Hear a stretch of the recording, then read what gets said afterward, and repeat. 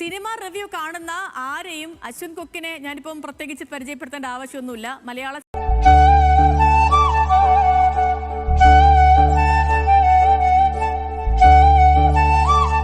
സിനിമകളെ വളരെ രൂക്ഷമായ ഭാഷയിൽ വിമർശിക്കുകയും ട്രോളും ഒക്കെ ചെയ്തുകൊണ്ട് ശ്രദ്ധേയനാണ് അശ്വന്ത് കൊക്ക്. സ്വന്തമായിട്ട് വെബ്സൈറ്റ് ഉള്ള ടീമാ www.sarasu.com. ആർക്കും എപ്പോ വേണമെങ്കിലും സിനിമകളിലെ അശാസ്ത്രീയതകളെയും തിരക്കഥയിലെ പോരായ്മകളെയും ഒക്കെ തുറന്നു കാട്ടുന്ന അദ്ദേഹത്തിന്റെ വീഡിയോകൾ സോഷ്യൽ മീഡിയയിൽ വലിയ ചർച്ചയുമാകാറുണ്ട്.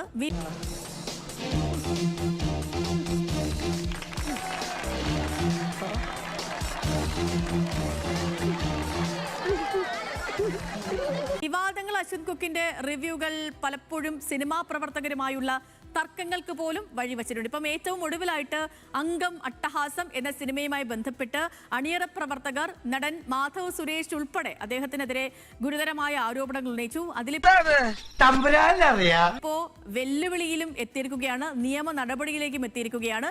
അപ്പൊ ഈ വിഷയമാണ് ഇന്ന് ഫസ്റ്റ് ഷോ ആദ്യം പരിശോധിക്കുന്നത്. അംഗം തന്നെ ഈ അശ്വന്ത് കൊക്ക് എന്താണ് എനിക്കുണ്ടാക്കിയ നഷ്ടം എന്ന് പറയുന്നത് നഷ്ടം ചെറുതല്ല. പുള്ളിയുടെ വ്യൂസ് എന്ന് പറയുന്നത് ഏതാണ്ട് 2.5 ലക്ഷം. എല്ലാവരും ഇങ്ങോട്ട് നോക്കിൻ.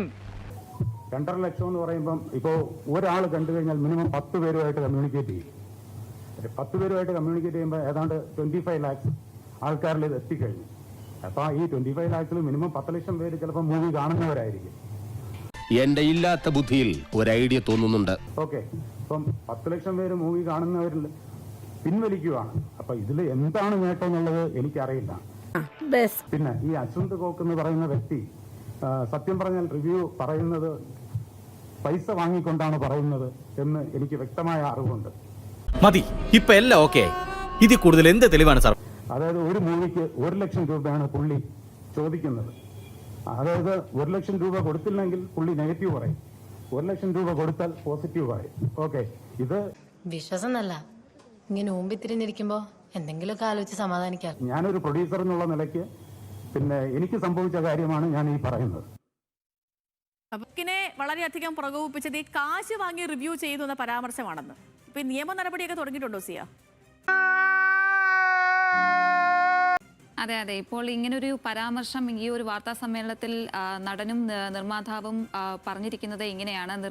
നെഗറ്റീവ് റിവ്യൂ പറയാതിരിക്കണമെങ്കിൽ 1 ലക്ഷം രൂപ തരണം. ഈ ഒരു സംഭവമാണ് അശ്വന്ത് കൊക്കിനെ ചൊടിപ്പിച്ചിരിക്കുന്നത്. അതിന്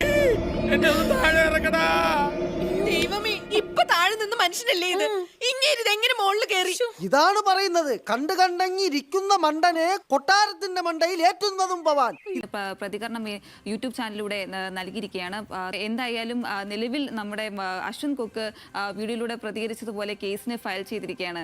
സേതു, എടാ ഗോപി മഞ്ജുരിന്റെ മോനെ, അടുത്ത ആഴ്ചയല്ല അടുത്ത സീസണിൽ പോലും നിനക്ക് കിട്ടില്ല. ഇനി അണ്ണന്റെ കളി വേറെ റേഞ്ചിലാണ്. ഓക്കെ സിയ, ശരി. ഇപ്പം പറഞ്ഞ പോലെ ഇതൊരു ജനാധിപത്യ രാജ്യമാണ്. എല്ലാവർക്കും എല്ലാം പറയാനുള്ള അഭിപ്രായ സ്വാതന്ത്ര്യമൊക്കെ ഉണ്ട്. പക്ഷേ എങ്കിലും ഈ ഒരാള് ഞാൻ കുറേ മോശം പറഞ്ഞിട്ടും അയാൾ തിരിച്ചൊന്നും പറഞ്ഞില്ല എന്ന് വെച്ചിട്ട് എല്ലാവരും ഒരേപോലെ ആവണമെന്നില്ലല്ലോ. ഇപ്പം ധ്യാൻ ശ്രീനിവാസൻ പറഞ്ഞില്ല എന്ന് വെച്ചിട്ട് ഈ മാധവ് സുരേഷ് പറഞ്ഞുകൂടാ, അങ്ങനെയൊന്നും ഇല്ലല്ലോ. ഓരോരുത്തരും ഓരോ രീതിയാണ്, ഓരോ പ്രായക്കാരാണ്. ചെറിയ ഒരാളാണ്, സിനിമയിൽ അഭിനയിക്കാൻ ആദ്യമായിട്ട് വരുന്ന ഒരാളാണ്. അപ്പോൾ ഇങ്ങനെയൊക്കെ വരുമ്പോഴത്തേക്കും ഒരു വിഷമം വരുമായിരിക്കും. എങ്ങനെയാണെങ്കിലും നമ്മൾ എത്ര സമയമൊക്കെ നമ്മൾ ഇൻവെസ്റ്റ് ചെയ്തിട്ടാണ് ഒരു സിനിമ, അത് കൊള്ളാമോ കൊള്ളൂല അത് വേറെ വശം. പക്ഷേ എങ്കിലും ഇവരൊക്കെ അഭിനയിക്കാൻ പോകുമ്പോഴത്തേനും എത്ര അവരുടെ സമയം, അവരുടെ ഒരു സ്വപ്നം, അവരുടെ ഒരു പാഷൻ, അങ്ങനെയൊക്കെ അവർ ചെയ്യുന്ന സമയത്ത് ഇങ്ങനെ നിശ്ചിതമായിട്ടൊക്കെ വിമർശിക്കുമ്പോൾ ആർക്കാണെങ്കിലും അത് സങ്കടം തോന്നും. വിമർശനത്തിനും ഒരു മാന്യത വേണം അല്ലേ, ഒരു ചെറിയൊരു മാന്യമായ ഭാഷയൊക്കെ വിമർശനങ്ങൾക്കും വേണം. വിമർശിക്കരുതെന്നല്ല, വിമർശിക്കേണ്ടതിനെ വിമർശിച്ച് തന്നെ പോകണം. പക്ഷേ അപ്പോഴും നമ്മൾ ഒരു ഡീസൻസി കീപ്പ് ചെയ്യണം. ആരോട് ഇതിങ്ങനെ എത്ര വട്ടം പറഞ്ഞു? ഞാൻ പോകുന്നു. Bye bye.